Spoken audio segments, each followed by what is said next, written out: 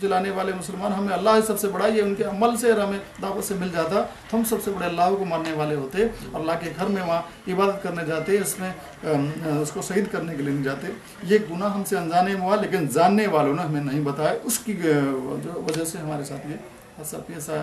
बहरहाल जब छत पे गए तो वहाँ पे उससे पहले पूरे जिस्म में एक डर, अजीब सी कंपन पैदा हुई, जबकि पहले लेंगे बावरी फिर इनके दिन आखिरी, ये नारा लगा रहे हैं लेकिन उसमें जहन नजर नहीं आ रहा। जिस्म में ऐसा लग रहा था कि हम शायद दुनिया के साथ धोखा कर रहे हैं। महसूस हो रहा था पहले थोड़ी मुझे ये लगा कि बहुत सारे लोग इनको फेस कर रहे हैं, तो होता है कभी ऐसा।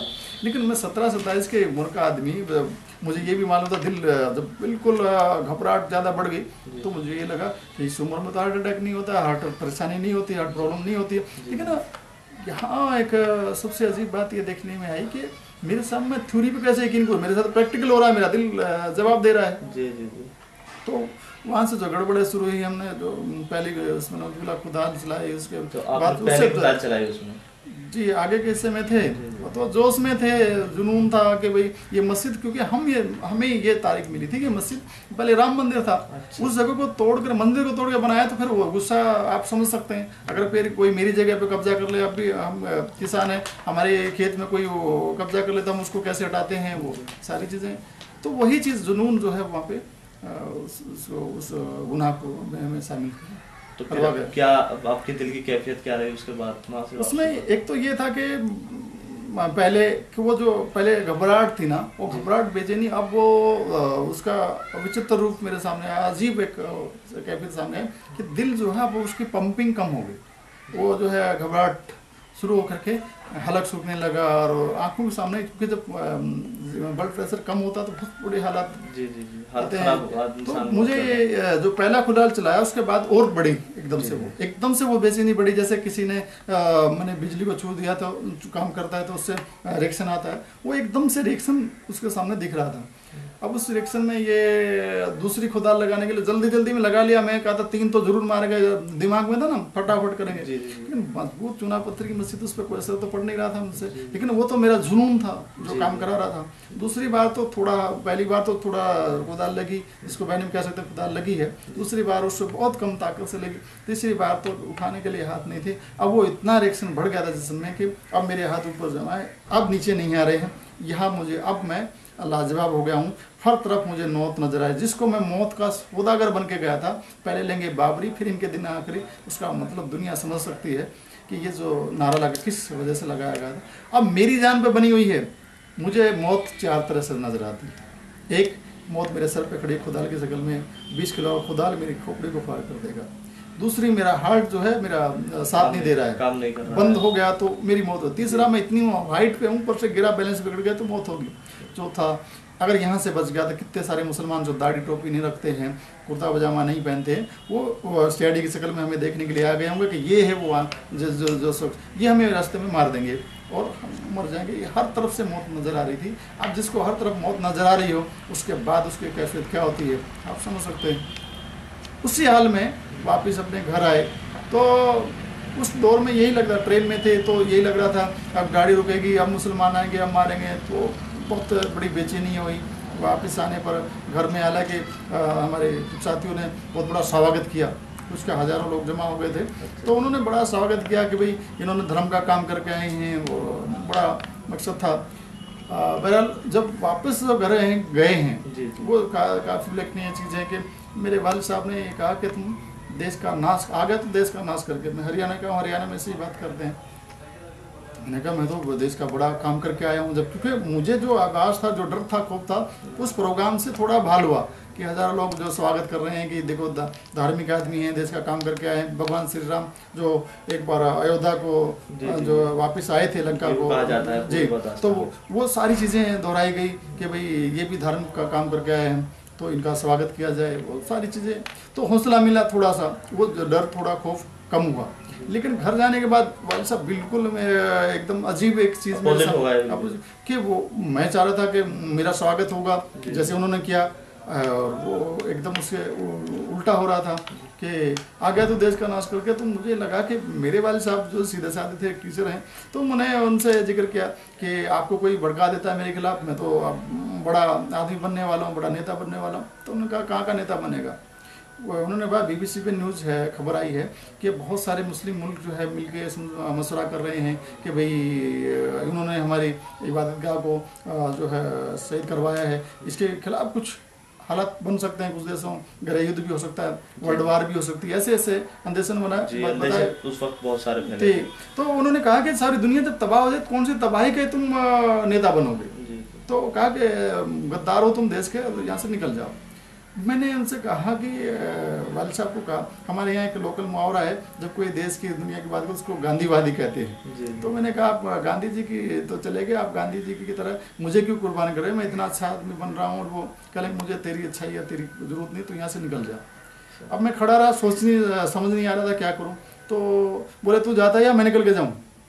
अब तो समझ गया मैं गेंदा, मुझे मालूम था अपने बात के पक्के होते हैं मेरे वाले। मैंने कहा आपको अपना घर मुबारक हो, एक राम भगत को जब आप घर में जगह नहीं दे सकते तो मैं यहाँ से जा रहा हूँ। अब वो वापस आया अपने कार्यालय, और तो कहाँ जाता, रात को कार्यालय में आया तो मसला हो रहा था कि उन्होंने कहा कि आप तो आ गए, हम सोचा थके हुए थे इसलिए आपको नहीं परेशान करना चाहते थे, लेकिन अब ये मसला ये है कि निर्देश मिला है कि जो बाबरी मस्जिद की ईंटें हम लेके गए थे वहाँ से हटाने के लिए पहले सबूत के तौर पर, बाद में उनको फिर प्रसाद और वो विजेता चिन्ह और सब विजय चिन्ह के तौर पर पेश किया जा रहा था कि इन पर मूत्रदान कराना है। अब मूत्रदान कराने का मतलब आप समझ सकते हैं कि जैसे वोटिंग होती है लाइन लगाकर, इन ईंटों ने 700 साल तक हमारे मंदिर की जगह पर कब्जा किया इन लोगों ने। इस नियत से जो ये बात रखी गई, वो सारे जो उस मसले के बाद बहुत सारे हालात आए, 2-3 दिन तक चला भी वो सारा मामला, हम शामिल रहे। उसके बाद तो हालात जो डर और वो खौफ है ना वो बढ़ा। हालांकि इतने लोगों के बीच में रह रहा था, मुझे हालांकि वो चीज़ भूल जानी चाहिए थी अगर वक्ती तौर पे मेरे से अंदर वो चीज़ आई थी, लेकिन वो बात तो बढ़ रही थी लगातार। तबीयत पे और बेचैनी, डर और खौफ, मुसलमान आएंगे मारेंगे, वो दिमाग पे वही गलबा छाता रहा। वो गलबा इतना बैठा कि जब भी कोई शोर होता तो मुझे लगता है मुसलमान आ रहे हैं, अटैक कर रहे हैं। अच्छा, ये मतलब दिल के अंदर कैफियत होती है। जबकि ये था कि 92 के माहौल में जो मुसलमान हमारे हरियाणा के इलाकों में रहते थे वो छोड़ के चले गए थे, है ही नहीं, वहाँ पे थे ही नहीं। इसके बावजूद दिमाग में ये समानी रही थी। सब लोग बता रहे हैं कि नहीं, हम उनके दुकानें वो लोग जहाँ कहीं भी थे नहीं, अब थोड़े बहुत कोई इक्का दुक्का थे वो भी नहीं। इसके बावजूद लग रहा कि बड़ी तादाद में आ रहे, दिमाग के बहनों गुआन वही चीज़ छाती रही। और ये सबब बना कि मैं आखिर में इस हाल में आ गया कि बच्चे खेलते शोर करते तो लगता था कि मुसलमान आ रहे हैं, हमला कर रहे हैं हम पे। हर ख्वाबों में, ख्यालों में मेरे पीछे दौड़ रहे हैं लोग कि मुझे मारेंगे। यही है वो बलबीर सिंह जिसने मस्जिद पे चढ़ के हमला किया था, खुदा मारी थी, इसको मारो, इसको मारो, इसको मारो। यही हाल से दिसंबर के महीने में हमारे यहाँ क्या ठंड होती है हरियाणा में, आप समझ सकते हैं, उसमें पसीना पसीना होकर उड़ जाता था। उस हालत, उस बेचैनी कैफियत से मैं पागलपन की दौड़ की तरफ बढ़ रहा था कि ज़रा भी आहट, मुझे मुसलमानों की आहट महसूस होती थी। ज़रा सा जो दिल धड़कता गया, धड़कन सांस आएगी नहीं जाएगी, अब तलवार आएगी, मारेंगे, गोली मारेंगे, वही चीज़, वो डर और खौफ मुझे पागलपन की तरफ लेके चला गया। और उसका नतीजा ये निकला कि मेरे जो और साथी हैं, मेरे जो रिश्तेदार, आस पड़ोस के लोग मुझे पागल करार दे दिया। जरा चिल्लाते रहते हैं, दरवाजे खिड़की बंद कर लो, मुसलमान आ जाएंगे, मारेंगे, तुम्हारे घर में हथियार नहीं है, तुम अपना बचाव कर लो। ये सारी चीज़ें पागलपन की तरफ मुझे कह रही थी और मैं उन्हें पागल समझ रहा था। ये मेरे कहने के बाद समझ नहीं रहे हैं, मैं अपने आप को समझदार समझ रहा हूँ, सामने वालों को पागल, वो मुझे पागल समझ रहे हैं, मैं उनको पागल समझ रहा हूँ। ये दौर मेरा मुझे। अच्छा, वो आप बता रहे थे कि ईंटों के ऊपर हमने मूत्रदान वगैरह का प्रोग्राम बनाया था। नहीं, वो प्रोग्राम बना जी 3 दिन तक वो अच्छा चलता रहा जी। और इसके बाद आपका मुसलमानों के साथ क्या वो रहा? मुसलमान मतलब आपके साथ किस अंदाज में पेश आए? आपको जैसे गुमान था कि मुसलमान मारेंगे, तलवार लेके आ रहे हैं, काटेंगे, मुसलमानों से उसके बाद मुलाकात हो तो कैसा मुसलमान रहे?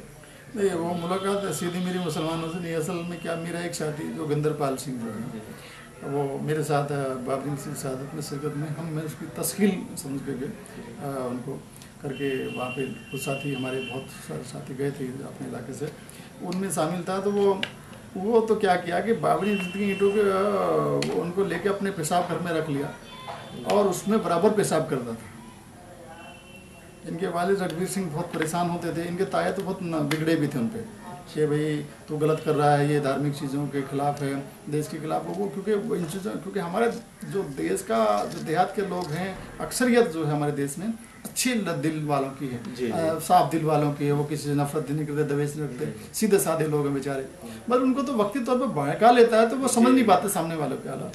तो वो बहरहाल वो इसके उनकी नाराज़गी के बावजूद पेशाब घर में ही रखे। पहले तो कोई नियम कायदा कानून नहीं था पेशाब कहाँ करना है कैसे, लेकिन उसके बाद अपना एक नियम बना लिया कि जब भी मुझे पेशाब को जाना तो यहाँ इस सीट पर पेशाब करना है।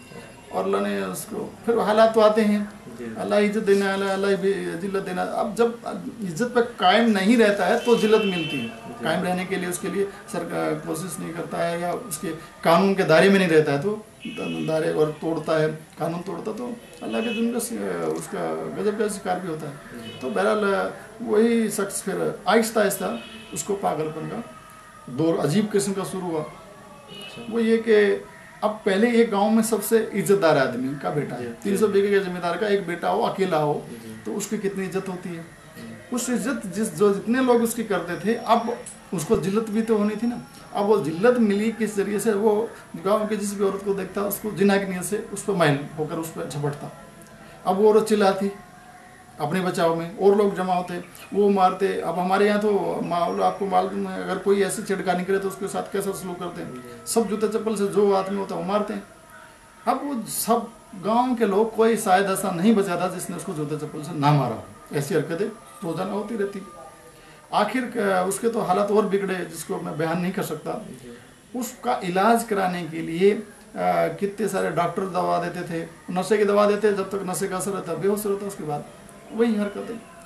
आखिरकार उन्होंने कहा कि इसके ऊपर कोई ऊपरी जादू हो गया है, इसके ऊपर इसका इलाज कराओ। तो आज इस पंडित के पास, आज इस सियाने के पास, आज ओझा के पास, सब जगह चले गए, लेकिन कोई इलाज नहीं हो रहा था। कोई एडवांस लेता, 10 दिन का टाइम देता, 7 दिन में देगा, 3 दिन में, ऐसे होता रहा। बहुत घूमने के बाद आखिर 20 दिन की, 10-15 दिन की मशक्क़त के बाद उनको सोनीपत का पता दिया किसी ने। कहा कि भाई वो लोगों ने पहले कहा, रोज़ आते थे पूछने क्या हुआ, कुछ फ़ायदा हुआ। हमारे माहौल में, देहात में ये चलता है कि भाई कोई बीमार हो जाए सब पता लेने आते हैं क्या हुआ। तो उन्होंने कहा कि भाई तुम तो, एक आदमी ने सुना दिया, तुम तो सारे पागल हो गए, ऐसे ही करके बात करते हैं हमारे यहाँ।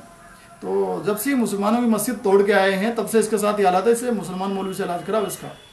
ये मशवरा देने वाले वही इसी गांव के लोग हैं।